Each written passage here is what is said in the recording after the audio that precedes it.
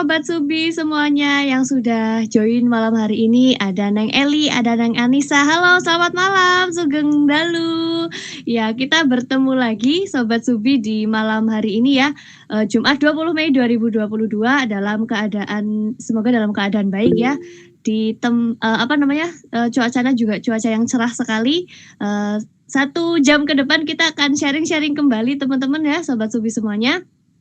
Bersama Neng Natasi, hari ini kita akan sharing-sharing seputar sorghum alternatif pangan masa depan ya, yang pastinya bakal menarik banget dan juga pasti bakal bermanfaat banget ya buat kita semuanya. Oke, sebelumnya selamat malam Neng Natasi, narasumber Selamat malam, halo Mbak Ika dan teman-teman Subiantik. Terima kasih yang udah join. Oke, apa kabar Neng malam hari ini? Alhamdulillah baik, sehat. Kabar juga Mbak. Oke, Sobat Subi, jadi Neng Natasi ini adalah seorang owner ya. Beliau ini memulai usahanya sejak tahun 2021. Nah, sebelumnya boleh diperkenalkan dulu Neng Natasi kepada kita semua profil dari Ataya Sorghum sendiri itu. Silahkan Neng. Ya, oke. Selamat malam semuanya. Terima kasih Mbak Ika dan teman-teman yang udah join hari ini. Perkenalkan, salam kenal. Saya Natasi dari Ataya Sorghum. Jadi Ataya Sorghum itu merupakan suatu bisnis kecil atau UMKM yang bergerak di bidang kuliner yang memang kita spesialisasinya di produk olahan sorghum gitu. Jadi mungkin di sini teman-teman, kakak-kakak atau bapak ibu ada yang udah pernah dengar sorghum atau pernah makan sorghum, nah itu kita spesialisasinya di sana untuk membuat produk-produk olahan turunan sorghum gitu. Jadi sebenarnya tujuan dari Ataya Sorghum sendiri adalah mempromosikan atau mengkampanyekan gerakan makan sorghum kepada generasi muda gitu, karena yang saya tahu gitu ya, teman-teman saya kemudian juga banyak generasi di atas saya, 2 tahun 3 tahun di atas saya juga banyak yang nggak tahu apa itu sorghum gitu. Sorghum itu apa sih, makanan atau apa gitu. Nah makanya Ataya Sorghum mau mengangkat kearifan lokal itu lagi kepada generasi muda terutama di Jakarta, untuk kita tuh tahu loh kalau serealia kita tuh sebenarnya banyak, dan salah satu tanaman yang bisa kita manfaatkan untuk jadi pangan alternatif itu sorghum gitu. Jadi nanti kita akan bahas lebih lanjut ya di slide materi saya. Kurang lebihnya seperti itu ya untuk pengenalan dari Ataya Sorghum. Terima kasih Mbak. Oke, keren banget nih Neng Natasi. Oke, Sobat Subi, sedikit tadi penjelasan tentang sorghum ya. Jadi untuk sorghum sendiri adalah tanaman serbaguna yang dapat digunakan sebagai sumber pangan dan bahan baku industri. Sebagai bahan pangan, sorghum berada pada urutan kelima setelah gandum, jagung, padi, dan jelai. Sorghum merupakan makanan pokok penting di Asia Selatan dan Afrika Sub-Sahara. Sorghum mengandung 3 jenis karbohidrat, yaitu pati, gula terlarut, dan serat. Kandungan gula terlarut pada sorghum sendiri terdiri dari sulkosa, glukosa, fruktosa, dan maltosa. Sorghum juga mengandung serat tidak larut air atau serat kasar dan serat pangan masing-masing sebesar 6,5% sampai 7,9% dan 1,1% sampai 1,23%. Itu untuk penjelasan sedikit, mungkin kalau nanti ada yang kurang betul boleh dibenarkan nanti ya oleh Neng Natasi. Dan buat Sobat Subi semuanya di sini yang mungkin nanti ada pertanyaan ya mengenai materi yang malam hari ini akan disampaikan oleh Neng Natasi, silakan bisa langsung ditanyakan saja ya via room chat. Nanti akan saya bantu bacakan, dari Neng Natasi akan bantu menjawabnya. Oke, Sobat Subi semuanya, tanpa berlama-lama lagi silakan kepada Neng Natasi untuk langsung saja memaparkan materinya. Silakan Neng. Baik, terima kasih Mbak Ika dan teman-teman semua. Selamat malam ya sekali lagi. Terima kasih untuk yang sudah meluangkan waktu hadir di webinar kita malam hari ini. Oke, sebentar saya coba share screen. Oke. Ya, apakah udah tampil presentasi saya? Oke, sudah muncul Neng. Ya, oke, baik. Selamat malam teman-teman semuanya. Di sini saya Natasi dari Ataya Sorghum. Di room kita juga ada beberapa tim dari Ataya Sorghum juga ya. Oke, di sini saya akan sebenarnya lebih ke sharing ya, lebih ke sharing, kemudian juga saya tidak akan menjelaskan secara detail karena sebenarnya basic saya juga bukan dari pertanian atau bukan dari kesehatan ya, karena nanti akan mengupas sedikit seputar kesehatan juga. Jadi saya di sini lebih ke praktisi karena kita punya usaha sorghum dan saya juga berkecimpung di pertaniannya, atau bisa dibilang saya petani sorghum Jakarta gitu. Nah ini judul yang kita angkat untuk webinar kali ini adalah sorghum alternatif pangan di masa depan. Nah ini ya sebenarnya kita akan lihat dulu nih kilas balik. Sebenarnya tanaman pangan yang umum dikonsumsi di Indonesia tuh apa aja sih? Mungkin teman-teman di sini udah banyak yang tahu ya. Ada padi, jagung, dan kedelai atau pajale di disingkatnya. Nah ini 3 komoditas ini memang yang paling sering banget kita konsumsi sehari-hari. Mulai dari padi, itu dari kita jadikan sebagai nasi yang kita konsumsi tiap hari ya, makan 3 kali sehari pakai nasi. Kemudian jagung juga di sini menjadi komoditas paling tinggi juga di Indonesia karena bahkan dunia, karena bisa dijadikan tepung, bisa dijadikan sereal, dan dijadikan berbagai camilan ringan gitu. Kemudian ada kedelai. Nah, di sini kedelai juga sama punya peran penting juga dalam pangan Indonesia maupun dunia. Karena bisa dijadikan sebagai bahan utama untuk pembuatan tempe tahu gitu. Dan itu menjadi lauk sehari-hari masyarakat Indonesia. Karena kita sudah terbiasa dengan kacang-kacangan ya. Jadi pajale ini memang 3 komoditas yang paling sering banget kita konsumsi. Nah, kemudian konsumsi pangan yang paling besar itu adalah beras ya. Ini mohon maaf tulisannya Indonesia, ini harusnya Indonesia.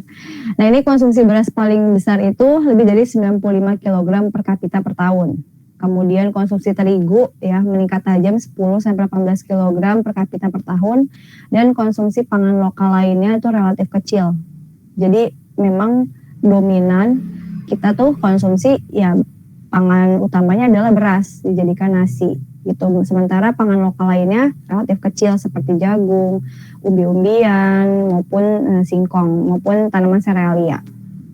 Nah, ini berdasarkan kata data, saya mengambil data dari kata data impor gandum dan meslin pada bulan Januari sampai November 2021 itu tuh tinggi ya. Jadi meslin tuh semacam tepung gandum juga gitu. Jadi kita tuh Indonesia tuh mengimpor gandum dan tepung gandum itu juga cukup tinggi di bulan Januari sampai November.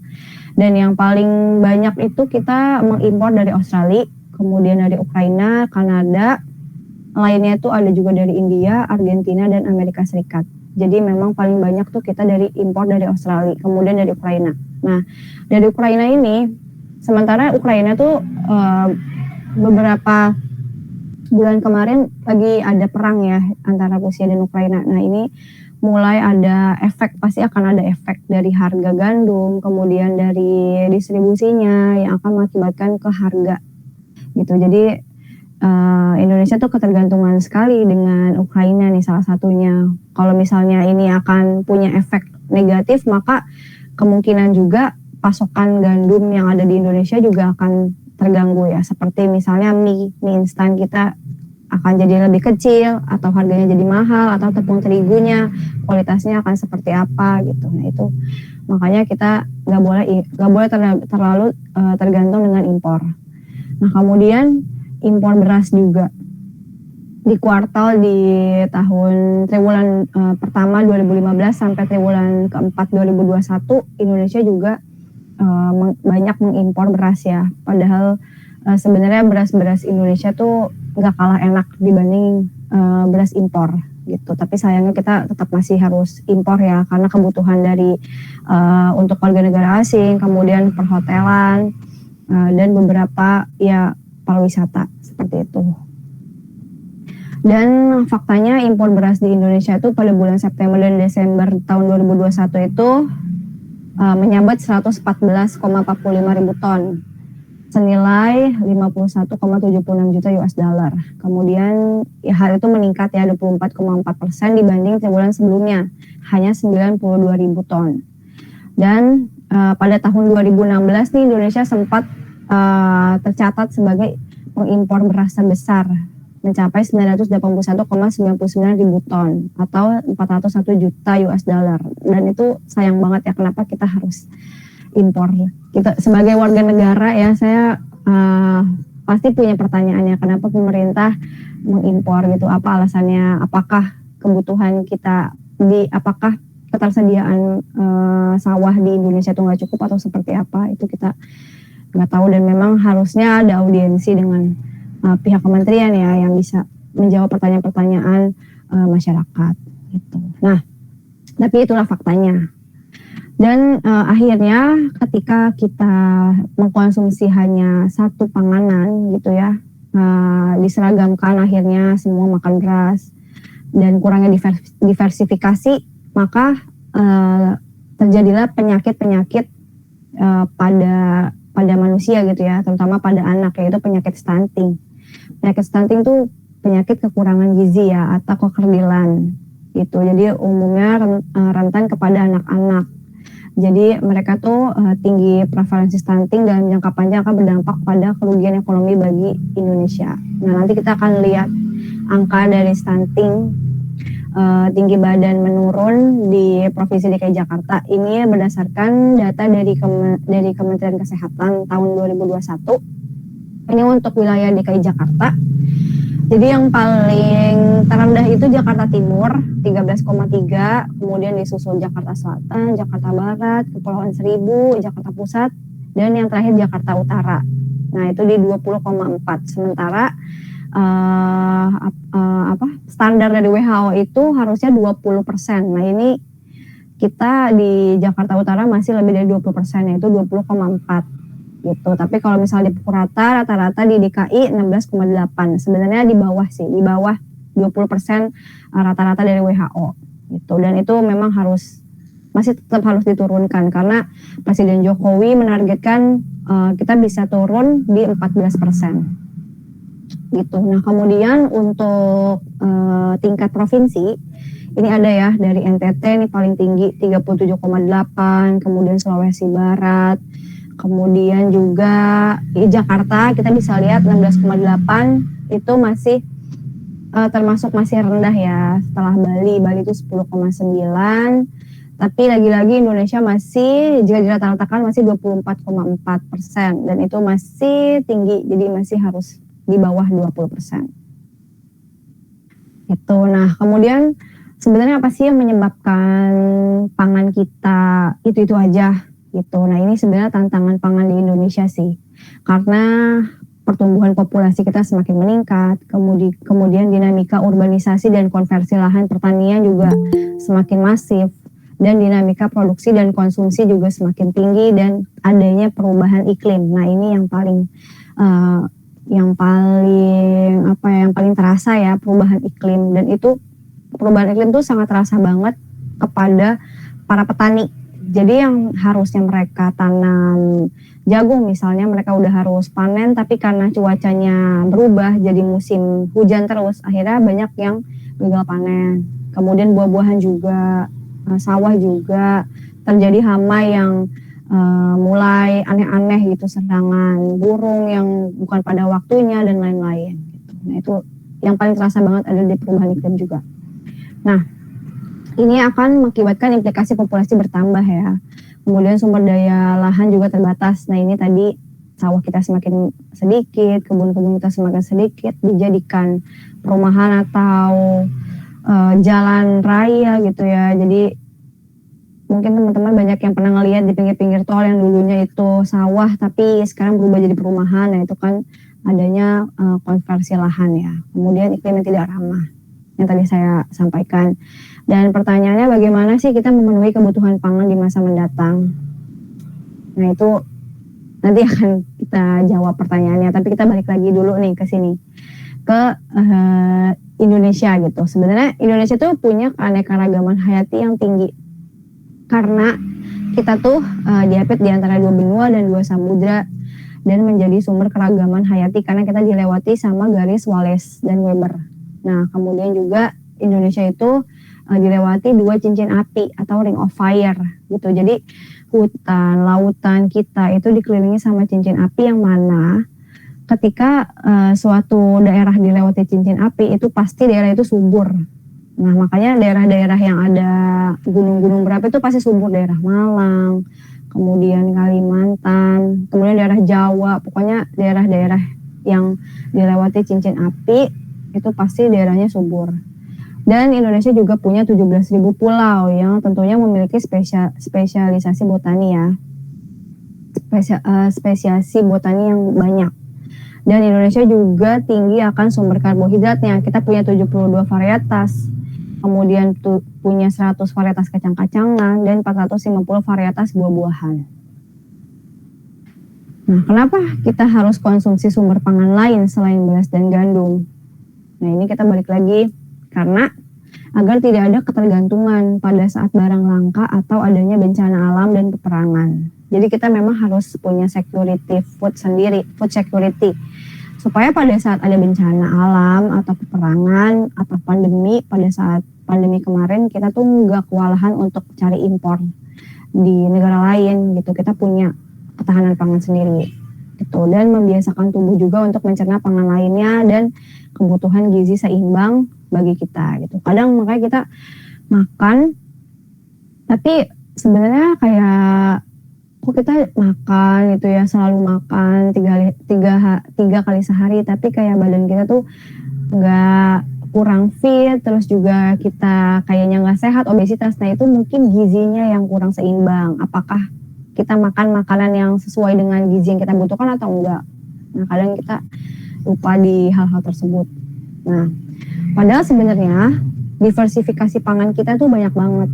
Dan salah satunya itu adalah tanaman serealia ya, tanaman yang termasuk dalam rumput-rumputan. Nah ini ada padi nih yang kita konsumsi setiap hari. Kemudian ada jagung, ada gandum. Gandum tuh di sini kita di Indonesia masih impor ya, karena Indonesia belum negara yang iklimnya tuh tidak bisa cocok untuk ditumbuhi gandum. Kemudian ada barley, ada millet, ada jewawut, ada hanjeli, dan ada sorghum. Nah ini sebenarnya tuh dari 1, 2, 3, 4, 5, 6, 7, 8 serealia yang ada di sini aja belum tentu semua udah kita pernah makan ya, belum tentu semua udah pernah kita cobain gitu. Padahal sayang banget kalau misalnya kita tuh nggak pernah nyobain tanaman serealia kita gitu. Padahal kita tuh punya, dan rugi banget kalau misalnya kita belum pernah nyobain makanan-makanan ini gitu. Nah kita sekarang akan coba ngebahas tentang sorghum, salah satunya dari 7 di antara serealia. Nah kita akan bahas tentang sorghum. Nah, mungkin di sini teman-teman ada yang udah pernah tahu ya sorghum itu apa, terus ada yang udah pernah makan, ada yang udah pernah ngeliat atau pernah nanam. Nah sebenarnya sorghum itu salah satu gen dari 25 spesies tanaman berbunga dari keluarga rumput-rumputan. Nah dia itu disebutnya sebagai tanaman serealia yang dapat digunakan sebagai pangan dan pakan. Pangannya dikonsumsi oleh manusia dan pakan biasanya untuk ternak. Dan sorghum sendiri disebut dengan nama latinnya sorghum bicolor yang berasal dari kawasan subtropik Afrika. Nah dia itu berada di urutan kelima yang tadi Mbak Ika udah sampaikan, setelah gandum, jagung, padi, dan barley. Dan estimasi total produksi dunia tuh tahun 2021 70 juta ton per tahun. Nah sebenarnya kalau misalnya kita menelisik ke ini ya, ke masa lalu, sorghum tuh memang punya kejayaan, punya zaman jaya-jayanya pada saat itu. Pada saat belum banyak orang yang nanam padi di sawah atau belum cetak sawah gitu, daerah-daerah timur memang mereka yang dulunya mengkonsumsi sorghum karena daerahnya kering gitu. Dan di sini ada tercatat di Rumpius tahun 1747 sorghum telah tumbuh di mana-mana di Indes atau di Nusantara sekitar tahun 1645. Udah lama banget ya. Sekalipun tidak banyak lagi menjadi sumber pangan manusia, sorghum menjadi pelindung padi dari serangan burung. Karena alasan itu mereka menyebutnya sebagai ibu dari padi. Nah ini tuh benar banget, dan saya rasakan ya, dan teman-teman Ataya rasakan bahwa ketika kita nanam sorghum tuh burung tuh pada nyamperin, pada makanin, dan itu yang mungkin digunakan para petani untuk menjaga sawahnya ya. Jadi di pinggir-pinggirannya ditanamin sorghum.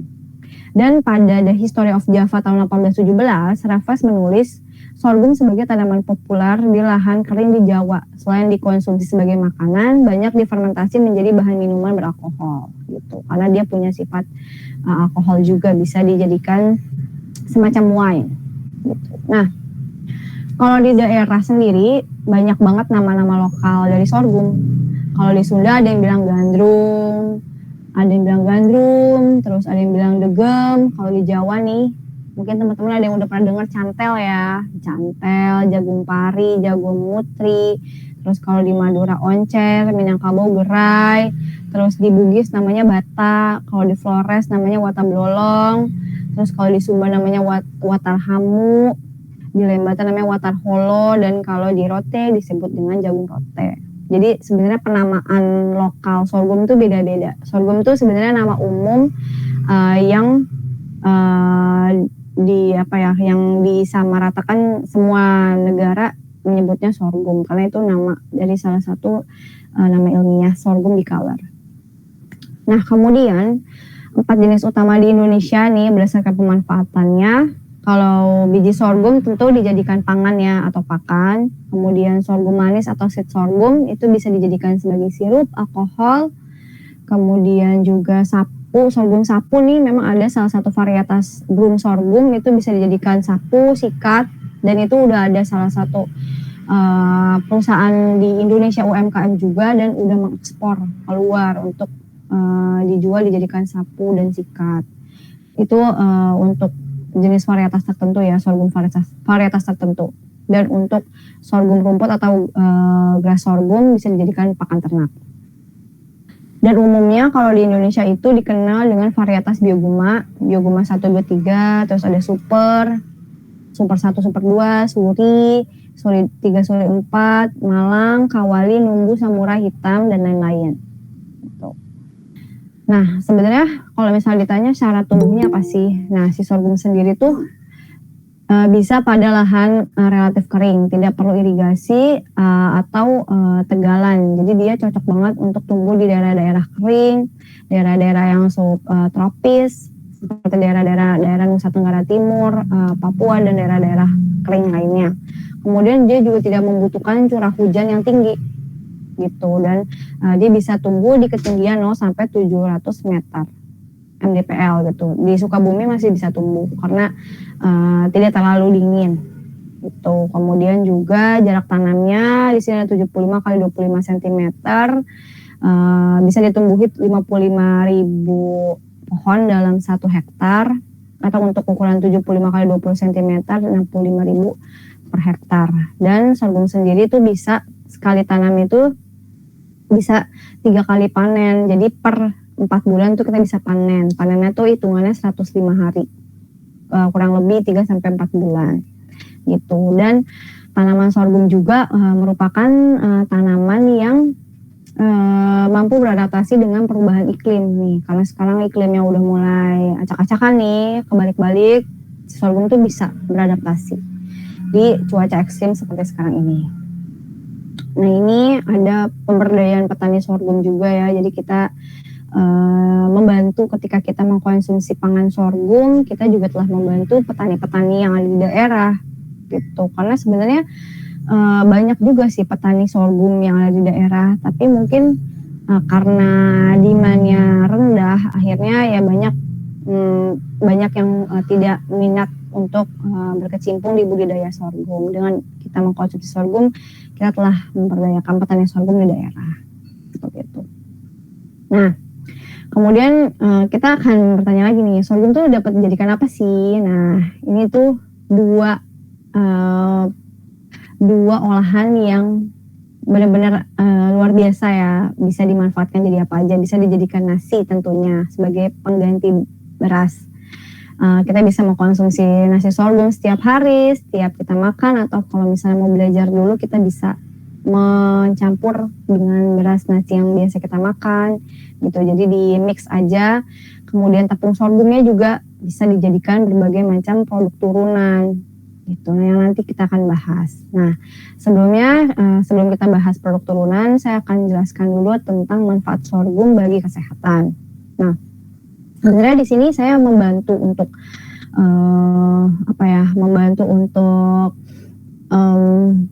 memberitahukan aja bahwa banyak sekali manfaat bagi kesehatan jika kita mengkonsumsi sorghum gitu ya. Tapi saya bukan ahli gizi atau dari bidang kesehatan, jadi mungkin saya tidak secara detail akan menjelaskannya. Tapi sorghum sendiri itu baik untuk kesehatan pencernaan ya, karena dia punya kandungan serat yang tinggi dan berfungsi untuk meningkatkan sistem pencernaan. Kemudian juga dia bagus untuk jantung, karena dia mengikis kolesterol berbahaya. Itu jadi untuk yang punya penyakit jantung ini disarankan untuk mengkonsumsi pangannya sorghum. Kemudian mencegah kanker juga karena dia punya antioksidan yang lebih efektif untuk mengurangi pertumbuhan berbagai jenis kanker termasuk kanker kerongkongan. Kemudian dia juga pengontrol diabetes. Nah, kenapa dibilang pengontrol diabetes? Karena sorghum tuh rasanya tuh nggak manis. Dia tuh plain, rasanya tuh nggak ada rasanya. Jadi kalau kita biasa makan nasi tuh kalau lama-lama dikunyah kan dia manis ya, karena dia punya glukosa. Nah, sementara sorghum tuh nggak punya glukosa, jadi dia rendah sekali gula. Jadi sangat cocok untuk penderita diabetes gitu. Ini banyak juga konsumen Ataya yang dia orang tuanya punya diabetes, akhirnya dia coba untuk beli sekilo 2 kilo beras sorghum ke Ataya dan akhirnya udah mulai terbiasa untuk mengkonsumsi sorghum sambil dibarengi mengurangi makan nasi dan diganti dengan beras merah dan sorghum gitu. Kemudian juga mengontrol celiac ya. Celiac itu kayak alergi pada gluten gitu. Jadi ada tuh beberapa teman-teman yang punya alergi celiac, alergi gluten. Jadi dia tuh kulitnya tuh agak ruam, terus juga dia kadang suka mual kalau terlalu sering makan gluten ya atau terigu gitu. Karena terigu atau gandum itu punya unsur gluten dan itu kalau dikonsumsi secara berlebih itu akan punya dampak negatif terhadap tubuh kita. Nah, terus juga sorghum juga punya manfaat untuk kesehatan tulang ya, magnesiumnya tinggi, jadi dapat menyerap kalsium dalam tubuh. Kemudian juga baik untuk perkembangan sel darah merah, karena sorghum mengandung tembaga yang dapat membantu meningkatkan penyerapan zat besi ke dalam tubuh. Apalagi untuk yang menurunkan resiko anemia. Dan tentunya dia juga punya manfaat untuk kestabilan energi karena dia tuh mengandung 28% vitamin B3 atau niacin yang merupakan komponen atau kunci yang berfungsi mengubah makanan menjadi energi yang dapat digunakan sebagai bahan bakar tubuh gitu. Jadi kita makan sorghum gak terlalu banyak. Kalau biasa kan kalau kita makan nasi kan banyak ya, suka ngambil banyak. Nah ini makan sedikit aja tuh udah mengenyangkan dan dapat menstabilkan energi. Nah ini kalau misalnya kita bandingkan komposisi gizinya antara sorghum dengan yang lainnya, di sini proteinnya sorghum juga lumayan tinggi ya setelah gandum. Kemudian juga untuk karbohidratnya dia rendah. Sorghum ada di 70,7, sementara kalau beras ada di 76, terus ada di gandum ada di 71, jagung 73, dan jawawut 72. Sementara karbohidrat di sorghum itu rendah. Dan di seratnya juga lumayan cukup tinggi. Setelah jawawut ya, jawawut kan termasuk superfood juga. Jawawut, jagung, sorghum, gandum, dan beras. Kemudian juga di abu, dia juga rata-rata ya kalau di abu. Kemudian energi per kalorinya juga cukup rendah, 329 dibanding beras, jagung, gandum, dan jawawut. Nah ini sekarang saya akan coba untuk ini ya nge-sharing aja produk turunan sorghum itu bisa dijadiin apa aja. Nah sorghum itu bisa banget untuk dijadiin bubur seperti bubur kayak bubur ayam juga sebenarnya bisa. Tapi kalau saya nih coba bikin bubur kayak bubur ketan hitam pakai santan, nah itu juga enak. Bubur bayi juga bisa. Kemudian juga bisa diolah jadi pizza, bisa jadi lupis, karena sorghum juga punya jenis sorghum ketan ya, yang mana dia teksturnya tuh mirip lupis, lengket-lengket gitu, dan itu enak rasanya. Kemudian ada juga bisa dijadiin brownies, pengganti terigu ya, ininya bahan bakunya cookies kering, mie dan pasta juga ada. Tapi sayangnya masih kurang banyak produsen yang memproduksi itu. Gitu. Nah, kemudian juga aneka frozen food juga bisa kita ganti terigunya jadi tepung sorghum dicampur sama sagu atau tepung jagung gitu. Jadi kita coba untuk bikin frozen food yang gluten free. Kemudian juga sorghum bisa dijadikan gula.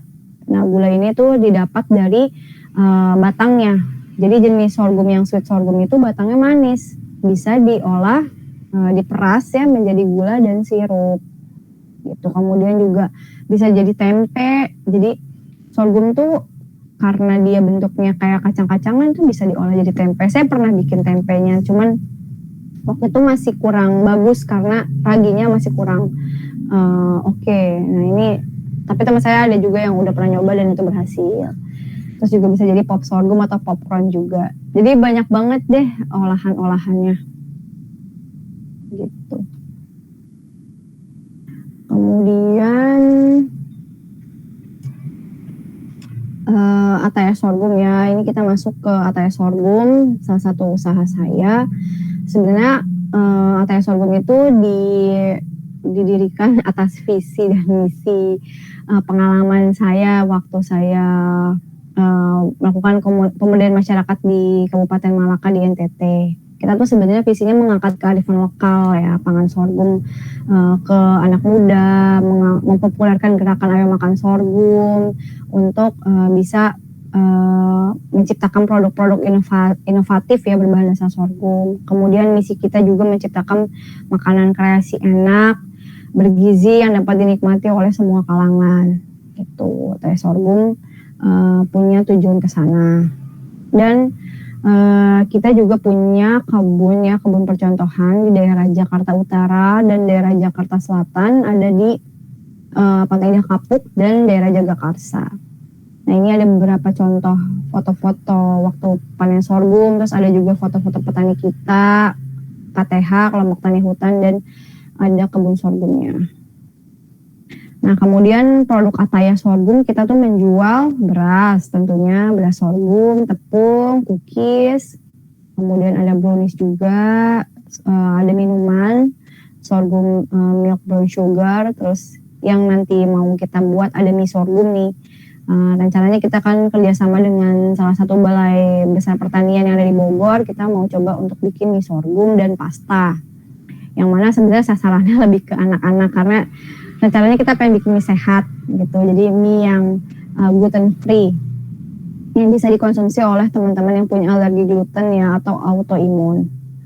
Kemudian produk Ataya udah bisa didapatkan di mana nih? Kita udah tersedia di M Block Market, di M Block Space ya, di Jalan Panglima Polim, Jakarta Selatan, dalam bentuk kemasan pouch dan kemasan jar. Jadi kita bikin 2 kemasan untuk di M Block, karena M Block sendiri salah satu tempat swalayan yang menampung produk-produk UMKM. Mereka tuh punya 3 prinsip ya, wellness, locality, dan traceability.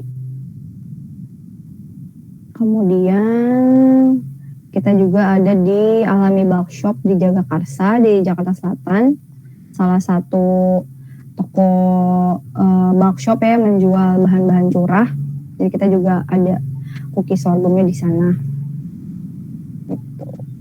Dan juga tentunya ada di marketplace, di Tokopedia, dan di Shopee.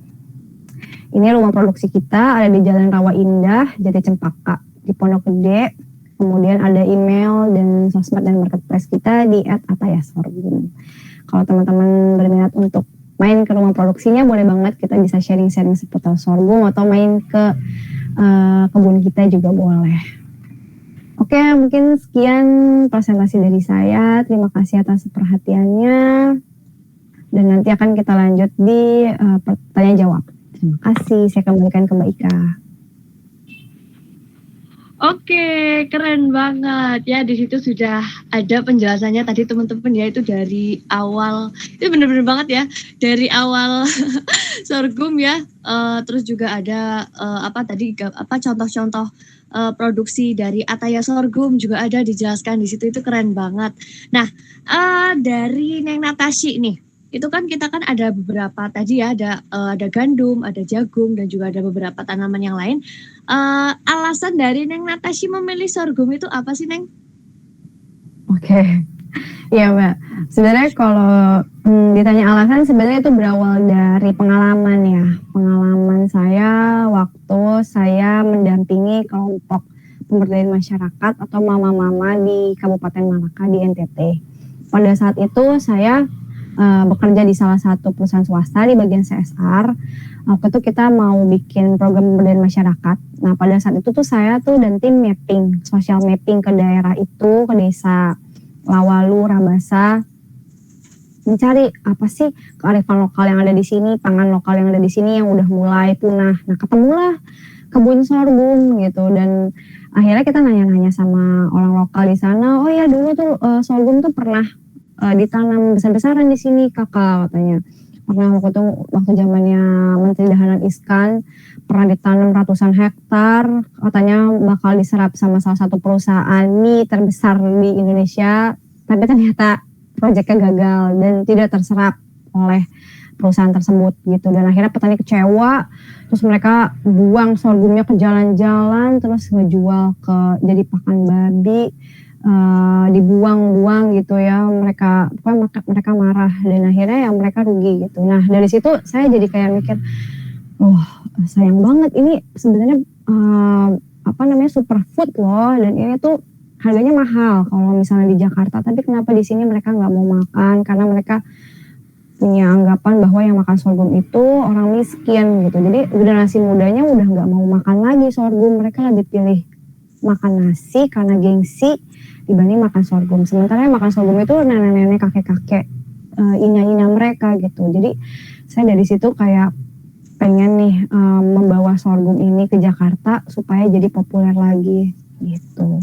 Sebenarnya dari situ Mbak, terus saya uji coba tahun 2019 di Pantai Indah Kapuk dan akhirnya numbuh gitu. Terus juga kita alhamdulillah bisa kerjasama juga sama salah satu dinas di DKI untuk budidaya kebun sorghum percontohan di Jakarta. Oke. Itu baik Kak. Keren banget, keren banget. Berarti itu dilakukan oleh komunitas ya Neng ya? Atau dari Neng Natasinya? Ya, jadi saya punya komunitas sama teman-teman namanya Lestari Mangrove dan Alam, dan itu kita awalnya fokusnya di konservasi mangrove. Cuman karena pandemi kita banyak yang nggak bisa keluar ya untuk konservasi mangrove lagi karena kan keterbatasan situasi. Akhirnya kita coba deh apa ya yang kiranya bisa masih bisa tetap kita lakukan, yaitu ya nyoba-nyoba untuk eksperimen budidaya sorghum gitu. Saya bawa benihnya dari NTT, saya coba tanam di Jakarta karena pada saat itu kan kita nggak bisa kemana-mana ya, nggak bisa ke luar kota juga. Akhirnya kita nyoba, tumbuh gitu, dan akhirnya ya udah dari situ karena kita penasaran akhirnya kita perluas kebunnya gitu Mbak. Oke. Ini benar-benar dari komunitas. Sisi Neng Natashi ya, jauh-jauh dari NTT dibawa ke Jakarta, dan ternyata di Jakarta itu sudah dikelola dan sudah mulai berkembang ya Neng ya. Semoga nanti kedepannya jauh lebih baik lagi dan pastinya jauh lebih sukses ya Neng. Iya amin Mbak, kita juga masih belajar banget nih. Oke, tapi udah keren banget loh Neng. Oke, selanjutnya kalau dari perbedaannya sendiri antara sorghum dan juga gandum itu apa sih Neng? Oke, jadi perbedaan yang paling kelihatan ya ketika kita menjadi produk, karena kan kita kan lebih ke praktisi, ke nyoba-nyoba bikin makanan ya.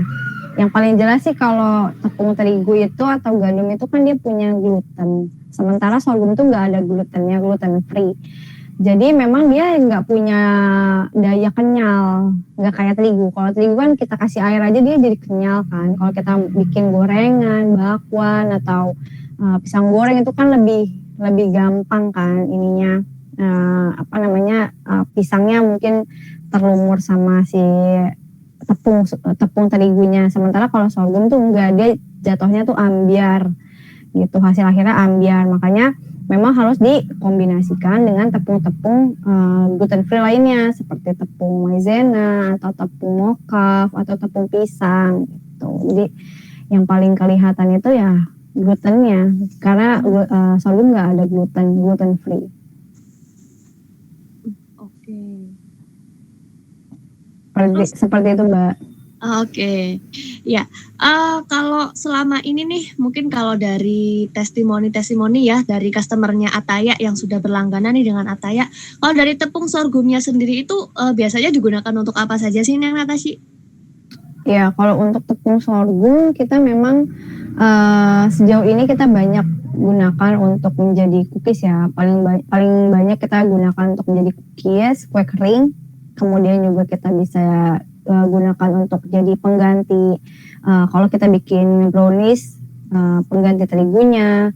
Pokoknya semua jenis kue maupun cookies yang bahan dasarnya dari terigu itu sebenarnya bisa diganti sama tepung sorghum, Mbak, gitu. Nah, tapi memang harus kita coba-coba ya, kayak trial error. Kalau misalnya jumlah takarannya apakah 1:2, 3:1 dengan tepung lainnya, atau tepung singkong, tepung mokaf, atau tepung jagung, tepung almond. Nah, itu harus dicampur atau harus dicampur. Pokoknya semua jenis cookies maupun kue tradisional, selama itu dari tepung terigu bahan utamanya, itu bisa diganti jadi tepung sorghum.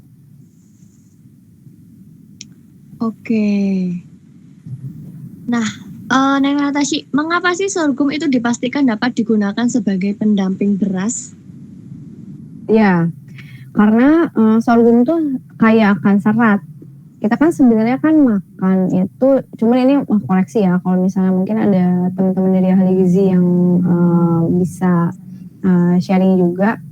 Makan itu kan sebenarnya kalau yang awam tahu tuh sebenarnya nyari kenyangnya kan. Kita tuh makan karena lapar, kita berhenti makan tuh karena kita kenyang. Sementara butuh karbohidrat juga kan.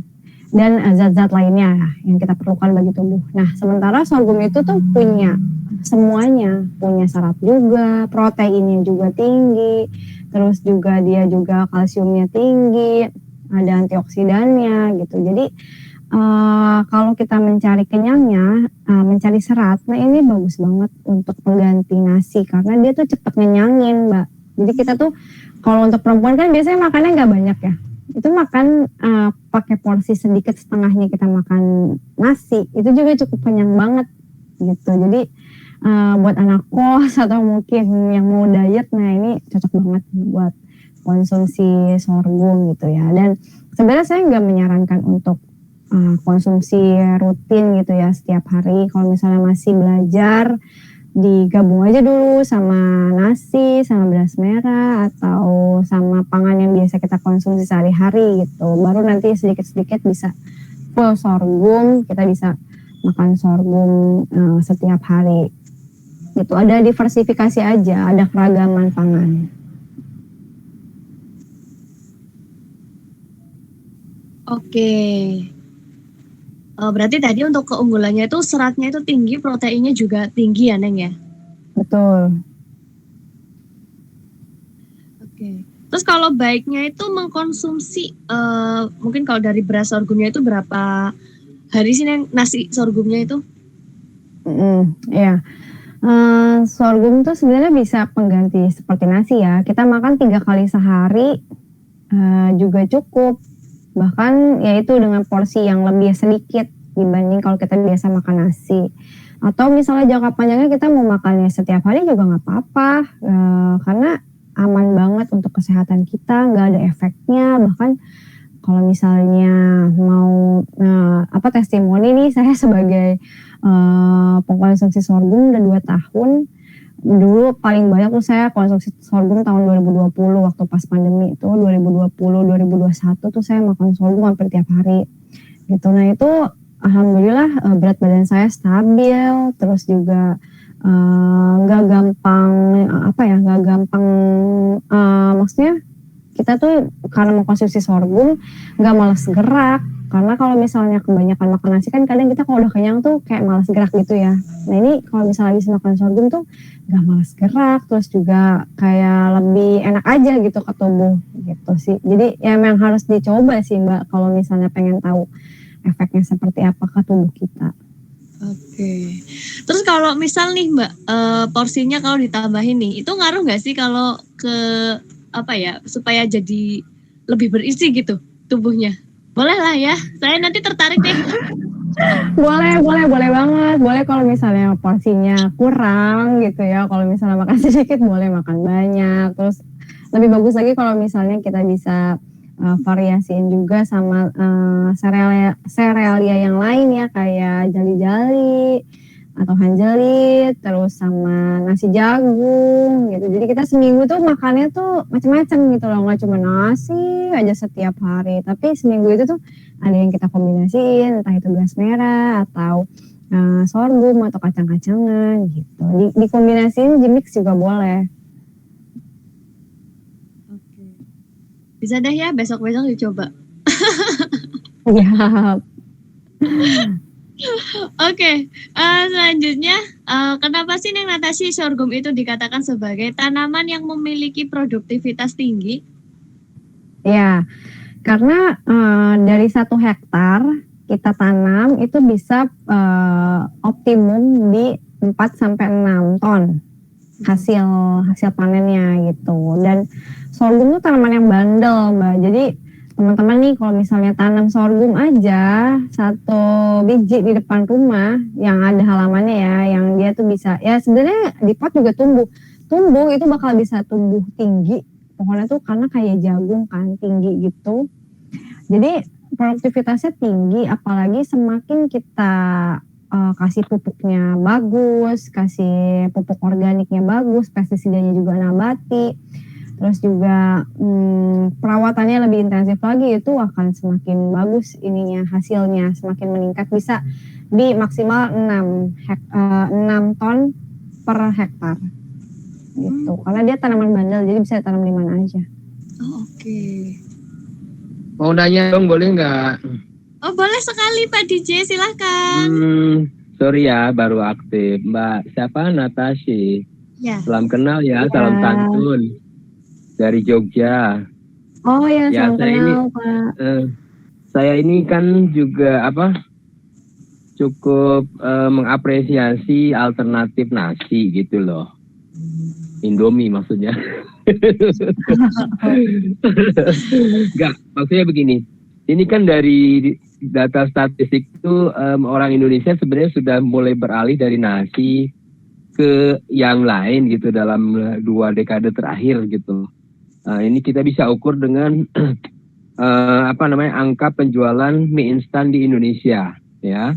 Dari situ berarti sebenarnya orang tidak terlalu fanatik terhadap nasi kalau ada alternatif lain gitu loh. Ini bukan hanya sebagai opsional penyeling makanan ya, akan maksudnya yang makan pokok nih. Ya. Dan saya tahu memang sorghum itu sebuah zat ataupun bahan pokok yang cukup nutrisinya banyak di situ ya, selain karbohidrat juga di situ kalau nggak salah ada protein juga ya Mbak ya. Iya betul Pak. Gitu seperti gandum gitu. Memang gandum bukan tanaman endemik sini. Nah begini pertanyaan saya sebenarnya bukan pertanyaan. Jadi sorghum itu kan bukan tanaman orang Jawa, bukan tanaman Pulau Jawa ya, di mana kondisi tanahnya harus kering, banyak matahari, mungkin seperti di Flores di daerah-daerah sana lah seperti itu. Ini saya ya. Gitu. Jadi waktu dulu itu kan ada sebuah gerakan yang menjawakan orang non Jawa gitu dengan pembukaan lahan-lahan sawah yang harus ditanami oleh nasi. Sebenarnya orang-orang Indonesia dari daerah-daerah itu kan sudah punya makanan pokoknya masing-masing sesuai dengan tanaman endemik lokalnya. Di sana ada ubi, ada lain sebagainya lah, termasuk sorghum ini. Nah sekarang sorghum lagi lagi mulai ngetren lagi nih. Teman saya juga di Adonara di sana, dia cukup overload gitu loh. Pada saat panen ya nggak ada harga gitu artinya. Padahal itu kan kita bisa mengkonsumsinya di Jawa di sini gitu loh, untuk makanan pengganti nasi. Cuman kan kita tahu sendiri bahwa nasi itu kan, ini kita bicara DNA. DNA-nya orang Indonesia, DNA-nya orang Jawa gitu loh. Khusus ke situ loh ya. Nah, sebenarnya jadi umpamanya gini, kalau kita biasa makan nasi tiba-tiba dimasuki oleh sorghum gitu, yang notabene sistem kita bilang, ini apa ya, sesuatu masuk ke tubuh gue gitu loh. Ini bisa jadi kategorikan racun gitu. Bisa aja seperti itu nih kalau sistematis saya berpikir nih ya Mbak. Jadi sebenarnya kita ini supaya bisa menjadikan alternatif sorghum itu sebagai alternatif selain jagung, nasi jagung gitu ya. Nah itu secara diet gitu loh, kira-kira amannya tuh atau sistem tubuh kita itu bisa menerima sejauh toleransi mana, itu aja sebenarnya, seperti itu ya. Maaf loh kepanjangan.